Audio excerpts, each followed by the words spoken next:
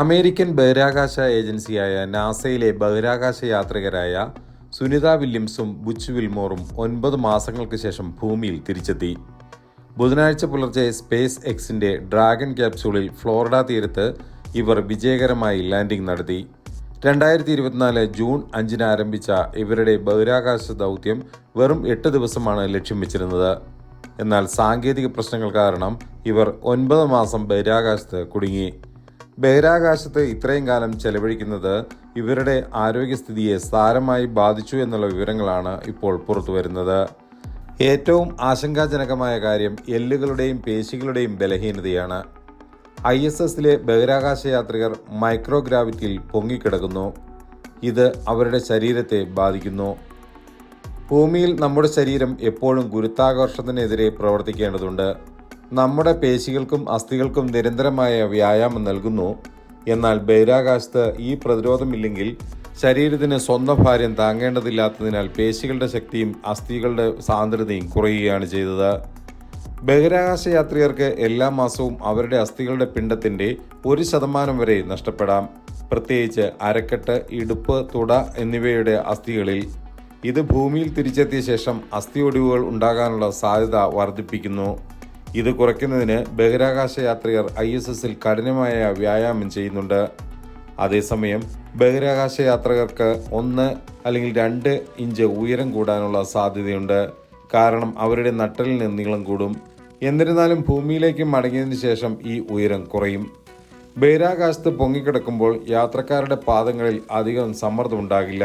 ഇത് അവരുടെ പാദങ്ങളുമായി സമ്പർക്കം പുലർത്തുന്ന കട്ടിയുള്ള പാളികളെ മൃദുവാക്കുന്നു. ഇതുമൂലം അവരുടെ പാദങ്ങളുടെ തൊലി സംവേദനക്ഷമയുള്ളതായി തീരുകയും ഒരു നവജാത ശിശുവിൻ്റെ പാദങ്ങളുടെ തൊലി പോലെ അടർന്നു പോവുകയും ചെയ്യും. ഈ പ്രക്രിയ നന്നാക്കാൻ ബഹിരാകാശ യാത്രികർ അവരുടെ പേശികളെയും ചർമ്മത്തെയും ക്രമേണ ശക്തിപ്പെടുത്തുന്നതിനായി പുനരധിവാസത്തിന് വിധേയരാകുന്നു. ISSൽ ദീർഘനേരം താമസിക്കുന്നത് ബഹിരാകാശ യാത്രികന്റെ ഹൃദയത്തെയും ബാധിച്ചിട്ടുണ്ട്.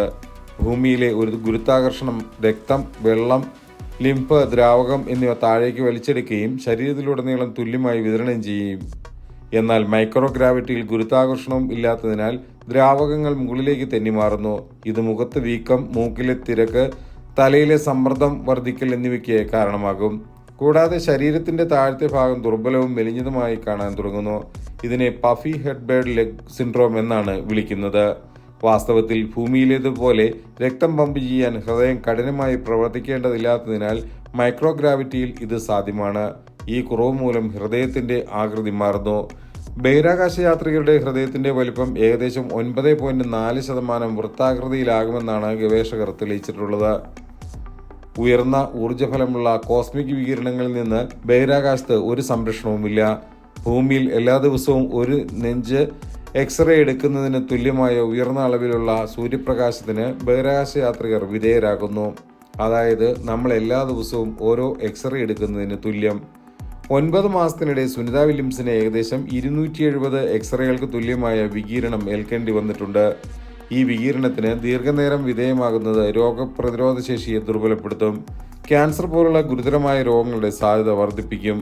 ഭൂമിയിൽ തിരിച്ചെത്തിയ ശേഷം അസ്ഥികളുടെ സാന്ദ്രത പൂർണ്ണമായി വീണ്ടെടുക്കുവാൻ വർഷങ്ങൾ എടുത്തേക്കാം.